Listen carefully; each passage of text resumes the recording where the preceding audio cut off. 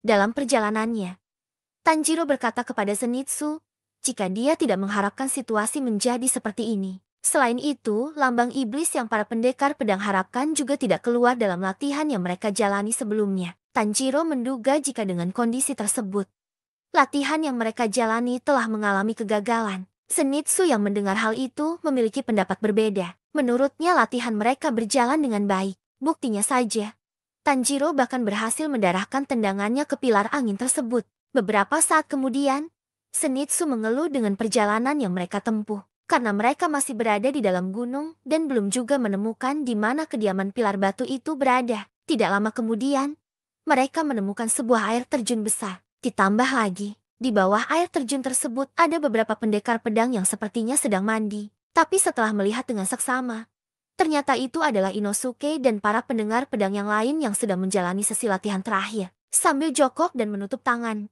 mereka semua berteriak, seperti mencoba menahan derasnya air terjun yang begitu dingin dan menjatuh tubuh mereka. Tanjiro dan Zenitsu yang melihat hal itu amat sangat terkejut. Setelah itu dari belakang Himejima Gyomei memberitahu mereka berdua, jika dapat mengosongkan pikiran, bahkan air panas saja akan terasa dingin saat mengenai kulit mereka. Pilar batu itu juga ikut berlatih dengan jongkok dan menahan beratnya batang kayu serta batu besar yang ada di atasnya. Ditambah lagi dia juga berdiri di atas kobaran api yang sangat panas. Gyomei memberikan ucapan selamat datang kepada Tanjiro dan Zenitsu yang baru tiba itu. Sedangkan kedua pendekar pedang tersebut jadi makin kaget dengan model latihan super ekstrim yang pilar itu tunjukkan. Menurut mereka, sesi latihan terakhir ini bukanlah tempat untuk berlatih, melainkan sebuah neraka. Hal yang paling penting adalah inti dari tubuh mereka, yaitu anggota tubuh itu sendiri. Menyeimbangkan tubuh dengan anggota tubuh yang kuat akan membuat serangan mereka menjadi akurat dan juga akan meningkatkan pertahanan pula. Pertama mereka terus berlatih dengan membiarkan air terjun menjatuhi tubuh mereka dengan begitu deras. Kemudian mengangkat 3 batang kayu menggunakan bahu sendirian. Dan yang terakhir mendorong batu itu melewati kota. Menurut Himejima Gyomei, latihan yang dia berikan sangat sederhana dan hanya ada 3 hal itu saja. Sedangkan untuk latihan berdiri di atas api, sepertinya terlalu berbahaya. Jadi dia tidak akan menyuruh para pendekar pedang itu untuk melakukannya. Tanjiro memberitahu Gyomei, jika saat ini Zenitsu telah pingsan. Mendengar hal itu, pilar batu tersebut menyuruh Tanjiro untuk melemparkan pemburu iblis itu ke dalam sungai. Sontak saja Zenitsu yang dilemparkan itu langsung berteriak kedinginan. Menurutnya sungai itu menjadi mengerikan di musim dingin, dan hal itu membuatnya mati. Zenitsu juga tidak habis pikir dengan suhu air sungai yang ada di dalam gunung ini. Dengan susah payah, dia berusaha menggapai daratan demi mencari kehangatan. Tanjiro yang melihat rekannya berteriak kedinginan itu hanya terdiam. Sayangnya, Zenitsu yang sudah naik ke daratan itu masih kedinginan dan sampai menggigil. Setelah itu, dia melihat para pendekar pedang yang sedang memeluk bebatuan. Salah satu dari mereka ada Murara. Pendekar pedang itu memberitahu Zenitsu untuk memeluk salah satu batu besar. Karena jika mereka memeluknya, batu tersebut akan terasa hangat. Dengan sikap si Zenitsu segera memeluk salah satu batu yang ada di dekatnya. Ternyata memang benar. Dalam benaknya Zenitsu merasakan kehangatan yang dipancarkan batu tersebut. Dia merasakan jika kehangatannya dipancarkan batu itu seperti kehangatan dari pelukan seorang ibu saja. Saking nikmatnya memeluk batu itu bahkan membuat Zenitsu sampai menangis penuh rasa syukur. Di sisi lain, Tanjiro masih mencoba menahan dinginnya air sungai tersebut. Dia menyadari jika latihan di bawah air terjun yang akan dia jalani itu terasa sangat berat. Dalam benaknya Tanjiro mencoba menyemangati Inosuke yang masih duduk di bawah air terjun tersebut. Namun sesaat Tanjiro merasa jika dia sudah tidak mendengar nyanyian yang Inosuke teriakan sebelumnya. Dia menyadari jika rekannya tersebut telah berada di ambang batas. Dan akhirnya Tanjiro mencoba menyelamatkan Inosuke. Setelah menyelamatkan temannya itu, giliran Tanjiro yang kali ini berlatih di bawah air terjun. Saat menahan derasnya air yang jatuh itu, Tanjiro menyadari jika fungsi dari nyanyian tersebut adalah untuk menjaga konsentrasi dari para pendekar pedang yang sedang berlatih. Hal itu juga digunakan sebagai penanda jika mereka masih sadarkan diri. Setelah selesai melakukan latihan air itu, Tanjiro juga mengalami kedinginan. Sambil menggigil, dia merasakan jika latihan tahap pertama saja sudah sangat sulit. Menurutnya, menahan air terjun dari ketinggian rasanya begitu sangat berat. Andai dia bisa melemaskan tubuhnya saat berlatih, besar kemungkinan lehernya akan patah. Para pendengar pedang itu pada memeluk batu-batu besar yang ada di hamparan sungai tersebut. Murata yang ada di dekatnya merasa kagum dengan aksi yang Tanjiro dan Inosuke lakukan, karena dia perlu waktu sampai sore untuk menyelesaikan ujian tahap pertama itu. Sedangkan mereka berdua bisa melakukan semua itu hanya sampai waktu siang hari saja. Murata menambahkan, jika latihan yang menjebaknya lama di sini adalah mengangkat batang-batang kayu itu, dan dia sudah di gunung ini selama 10 hari. Saat malam tiba, mereka semua makan ikan bersama. Inosuke merasa jika pilar batu tersebut sangat hebat. Dia membuat pendekar pedang itu merasa kagum, bahkan sejak pertama kali melihatnya. Menurutnya pilar batu itu adalah pemburu iblis yang terkuat saat ini. Tanjiro yang mendengar ungkapan itu juga sepemikiran. Menurutnya, Himejima Gyomei adalah satu-satunya pilar yang memiliki bau yang berbeda dibandingkan pilar-pilar yang lain. Tanjiro tidak akan kaget jika tanda iblis sudah muncul di tubuh pilar batu itu. Murata yang mendengar pembicaraan itu merasa jika mereka yang ada di sini adalah orang-orang normal yang tidak bisa berkembang secepat pilar tersebut. Zenitsu yang menangis itu merasa tidak percaya dengan kekuatan yang dimiliki pilar batu itu. Menurutnya, pilar itu sendiri pasti tidak bisa mendorong batu besar yang dia perintahkan tersebut. Dan dia hanya mempermainkan mereka saja. Tapi Tanjiro menyanggah pendapat itu. Dia meyakini jika Gyomei bisa mendorong batu tersebut hingga sampai melewati kota. Tapi dengan wajah sewotnya itu, Zenitsu tidak mempercayai perkataan dari rekannya barusan. Di luar dugaan dari belakang mereka, Gyomei mempraktikkan latihan yang para pendengar pedang itu bicarakan. Dia berhasil mendorong batu besar itu sendirian. Para pemburu iblis yang melihat aksi tersebut hanya bisa tercengang dan kehabisan kata-kata. Sedangkan Tanjiro dengan polosnya itu malah mengagumi aksi yang pilar batu itu lakukan. Zenitsu marah-marah dan meneriaki rekannya tersebut.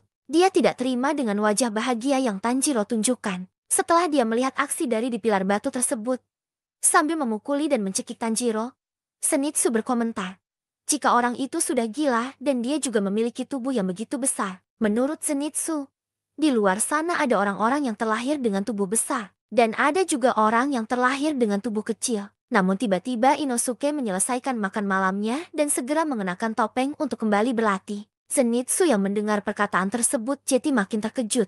Menurutnya mereka berdua yang masih memiliki semangat positif itu begitu bodoh. Setelah itu sesi latihan kembali dilanjutkan. Tanjiro dan Zenitsu kembali mencoba berlatih bertahan di bawah air terjun. Beberapa waktu kemudian, Tanjiro ganti berlatih dengan mengangkat 3 buah batang kayu. Dan yang terakhir dia mencoba mendorong sebuah batu super besar. Sayangnya kaki dari pemburu iblis itu malah terdorong ke belakang. Dan akhirnya dia belum berhasil memindahkan batu besar itu. Beberapa pendekar pedang telah kembali, karena mereka merasa tidak mampu untuk menyelesaikan sesi latihan terakhir yang pilar batu itu berikan. Tanjiro sebenarnya tahu kalau sesi latihan dari Gyomei tidaklah wajib untuk diikuti. Kalau seseorang ingin menyerah, mereka boleh-boleh saja berhenti dan kembali ke markas kor pemburu iblis. Saat istirahat di dalam penginapan, para pendengar pedang sedang makan bersama. Murata menyadari jika dari latihan dengan pilar batu itu telah membuatnya mengerti alasan kenapa hanya ada sedikit pilar yang dimiliki kor pemburu iblis.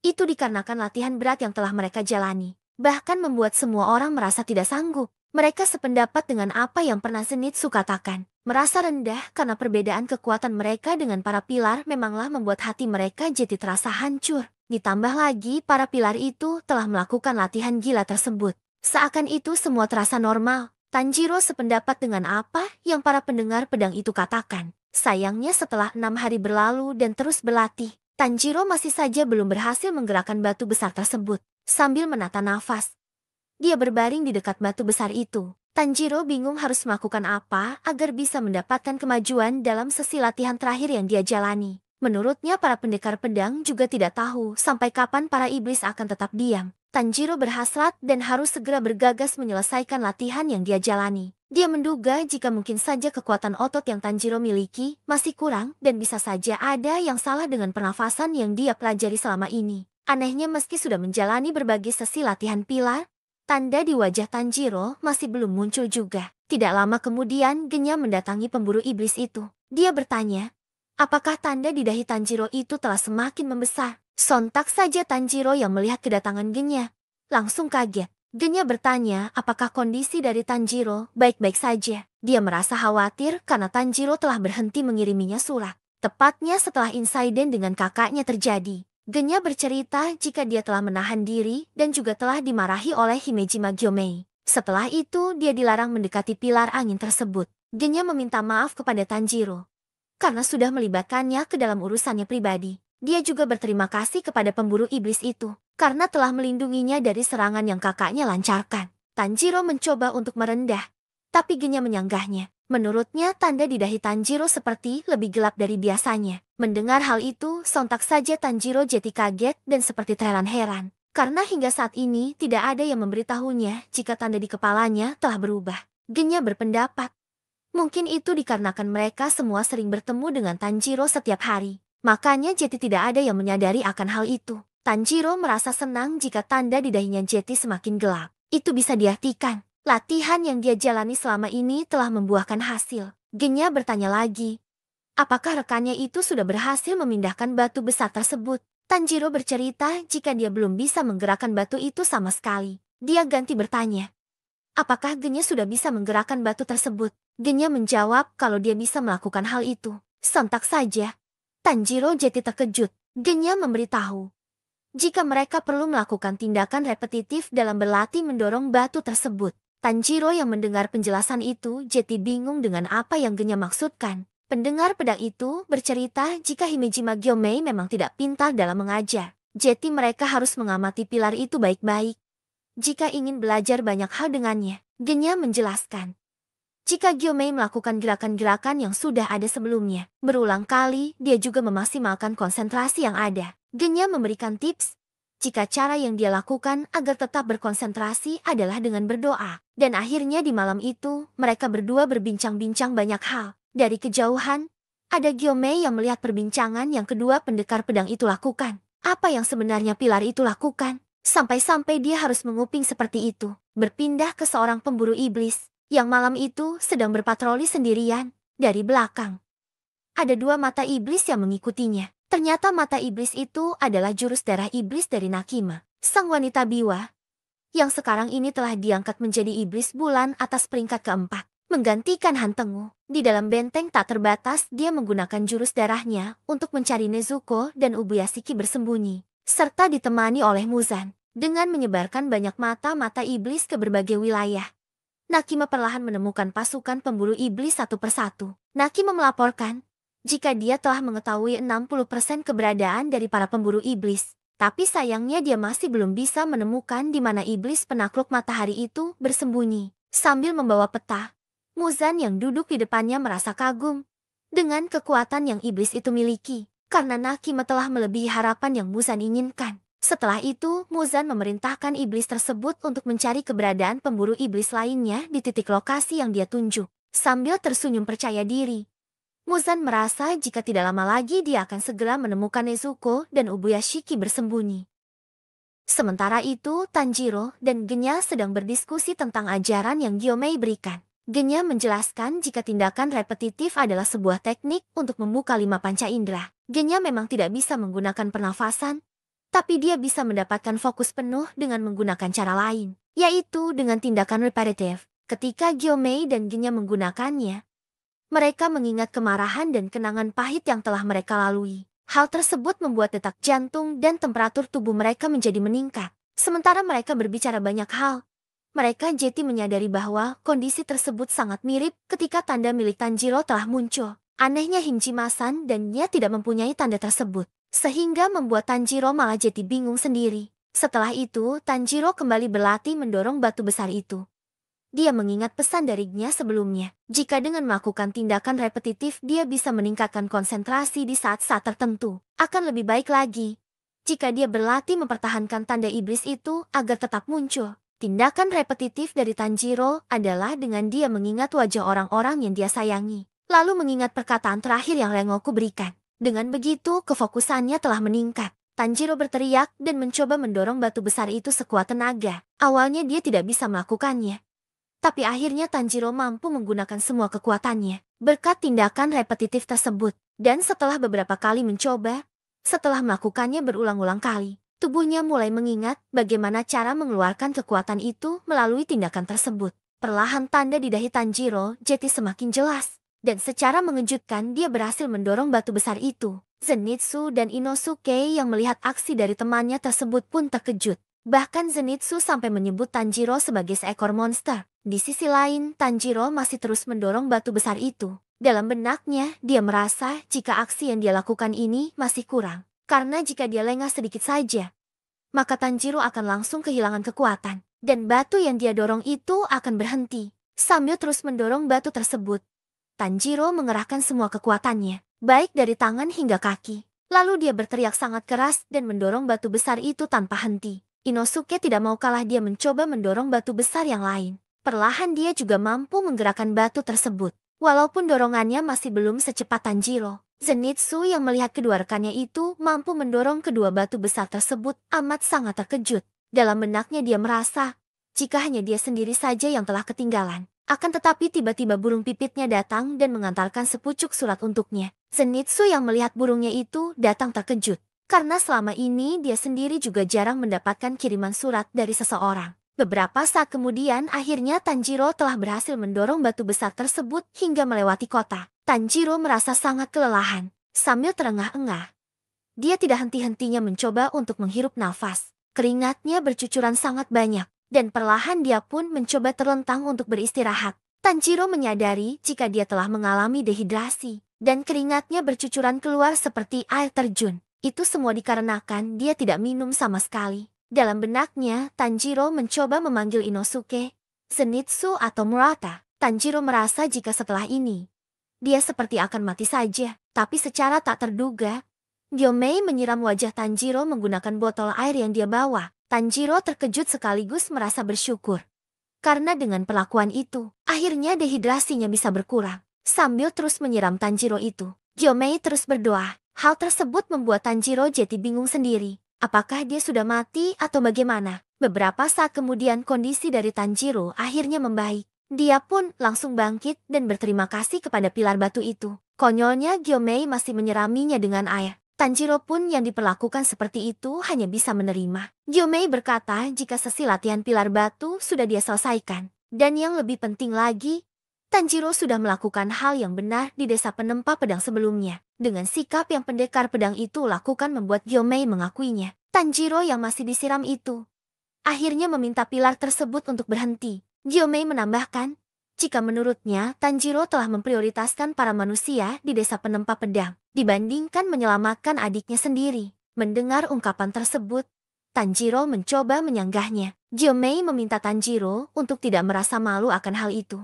Menurutnya dia adalah seorang ahli pedang sejati dan telah melakukan hal yang benar. Tanjiro menjawab jika pendapat pilar itu tidak benar. Karena Nezuko lah yang membuat keputusan waktu itu. Di saat kejadian tersebut Tanjiro sendiri juga tidak bisa membuat keputusan yang benar. Dan dia malah membahayakan warga desa. Dengan hal itu, Tanjiro berkata jika dia tidak bisa menerima pengakuan yang Gyomei berikan. Mendengar jawaban tersebut, membuat Gyomei berpikir, setahu pilar itu, anak-anak sungguh polos dan naif. Mereka lemah, cepat berbohong, tidak mempedulikan kekejaman. Dan mereka adalah makhluk yang egois. Tapi sepertinya Tanjiro berbeda dengan mereka. Tanjiro berkata jika dia selalu ingin melangkah di jalan yang benar. Tapi dia tidak tahu apa yang mungkin terjadi ke depannya. Seseorang selalu serta menolongnya. Berkat itu dia bisa membuat keputusan yang benar. Dan semuanya menjadi baik-baik saja. Tapi saat di desa penempa pedang itu, menurut Tanjiro, momennya memang benar-benar nyaris. Dan karena itulah Tanjiro meminta pilar tersebut untuk tidak mengakui kekuatan yang dia miliki. Tanjiro berterima kasih kepada Gyomei atas air dan latihan yang dia berikan selama ini. Pilar batu itu menjawab, jika keraguannya tentang Tanjiro sudah menghilang, tidak peduli apa yang dikatakan orang lain. Dia tetap mengakui apa yang Tanjiro lakukan. Mendengar hal itu, membuat Tanjiro jadi merasa bingung sendiri. Gyomei bercerita jika di masa lalu dia membesarkan anak-anak yatim piatu di sebuah kuil. Mereka tidak memiliki hubungan darah, dan hal itu membuat mereka bisa menyatu dengan baik. Gyomei membesarkan mereka seperti keluarganya sendiri, dan dia ingin momen itu terus berlangsung. Tapi di suatu malam, ada anak yang melanggar peraturan yang Gyomei berikan, dan dia tidak kembali setelah matahari terbenam. Anak itu bertemu dengan iblis, agar nyawanya bisa selamat. Dia menyuruh iblis itu untuk memakan Gyomei dan 8 anak lainnya yang saat itu berada di dalam kuil. Sebenarnya di daerah tempat Gyomei tinggal, semua orang tahu tentang ancaman dari iblis, makanya setiap malam, Gyomei selalu membakar dupa bunga wisteria. Namun anak itu mematikan semua dupa yang ada dan membiarkan iblis itu masuk ke dalam kuil. Akibat kejadian tersebut, 4 anak-anak asuh Gyomei langsung mati. Dia berusaha melindungi 4 anak yang tersisa semampu yang Gyomei bisa. Tapi 3 dari mereka tidak mau mendengarkannya. Waktu itu Gyomei hanya bisa makan sedikit, sehingga dia sangat kurus dan lemah. Suaranya juga pelan, membuatnya tidak bisa berteriak. Terlebih lagi dia tidak bisa melihat. Dan hal itu membuat anak-anak tersebut berpikir jika Gyomei tidak akan berguna untuk mereka. Satu-satunya anak yang mendengarkannya adalah anak yang paling kecil bernama Sayo. Dan hanya dia saja yang bersembunyi di belakang Gyomei. Anak-anak yang lain tidak mau mendengarkan instruksi yang dia berikan, dan malah kabur satu persatu. Akhirnya, iblis itu mengoyak leher mereka semua di kegelapan dan mereka pun mati. Gyomei mencoba melawan, karena saat itu dia berpikir harus menyelamatkan Sayo apapun yang terjadi. Gyomei memukul iblis itu tanpa henti. Saat itu, untuk pertama kalinya dia menggunakan kepalan tangannya sendiri, sekuat tenaga dan menghajar iblis itu tanpa ampun. Karena kejadian itu, Gyomei menyadari jika dia memiliki kekuatan yang begitu menakutkan. Dia berandai-andai, kalau saja iblis itu tidak menyerang, mungkin dia akan menghabiskan hidupnya tanpa menyadari kekuatan yang Gyomei miliki selama ini. Gyomei terus memukul kepala iblis itu sampai matahari terbit. Di malam tersebut dia terluka dan telah kehilangan banyak hal. Tidak lama kemudian ketika orang-orang datang menolong, Sayo berkata kepada mereka, jika Gyomei adalah monster, dia malah menuduh Gyomei yang telah melakukan semua ini dan menghabisi mereka semua. Momen itu sungguh mengerikan. Gyomei menduga, mungkin saja bocah itu hanya kebingungan. Lagi pula saat itu, dia masih berusia 4 tahun. Tidak ada yang bisa dia lakukan. Dan begitulah sifat dari anak-anak. Tapi dari semua yang telah dia alami, Gyomei ingin gadis itu berterima kasih. Karena dia sudah berusaha melindunginya sekuat tenaga. Sayangnya saat kejadian itu, tubuh iblis yang Gyomei pukul telah berubah menjadi debu dan menghilang. Sehingga hanya menyisakan mayat anak-anak yang telah terbunuh. Gyomei dipenjara atas tuduhan pembunuhan. Kalau saja Oyakata sama tidak menolongnya, mungkin Gyomei sudah dieksekusi. Sejak saat itu, dia selalu memendam keraguan dan kecurigaan. Tentu saja Gyomei juga meragukan apa yang Tanjiro katakan. Tidak peduli sebab apapun yang Tanjiro lakukan. Begitu dia terpojok, sifat aslinya pasti akan muncul. Akan tetapi kenyataannya, Tanjiro tidak pernah lari. Dia tidak pernah berbalik atau kabur. Dan dia selalu jujur serta tidak pernah berbohong. Menurutnya, itu adalah sesuatu yang sederhana. Namun hanya ada beberapa orang yang bisa melakukannya dalam keadaan tertentu. Gyomei mengakui jika Tanjiro adalah anak yang istimewa. Dia bisa mengatakan semua ini setelah melihat banyak manusia dengan mata batinnya sendiri. Jadi bisa dibilang, perkataan dari pilar batu itu adalah mutlak. Gyomei menambahkan jika setiap orang memiliki masa depan yang tidak pasti. Tapi mulai sekarang dia akan membantu Tanjiro agar dia tidak salah jalan. Mendengar ungkapan tersebut Tanjiro menunduk. Dia menangis dan berterima kasih kepada pilar batu itu. Tanjiro juga berkata akan melakukan yang terbaik semampu yang dia bisa. Melihat sikap yang pendekar pedang itu tunjukkan, membuat Gyomei mengelus kepala dari Tanjiro. Sesaat dia teringat dengan bocah kecil yang bernama Sayo yang pernah dia rawat di masa lalu. Sambil tersenyum, Gyomei berkata, jika latihan yang dia berikan sudah selesai, dan Tanjiro telah melakukannya dengan sangat baik. Kemudian diperlihatkan Tanjiro, Inosuke dan Genya yang sedang makan malam bersama di dalam penginapan saat malam hari. Genya bercerita jika Gyomei adalah orang yang baik. Meskipun dia berkata tidak akan menjadikan Genya sebagai penerusnya karena tidak mempunyai bakat. Tapi dia tahu bahwa Genya bisa memakan iblis. Maka dari itu dia menjadikan Genya sebagai muridnya.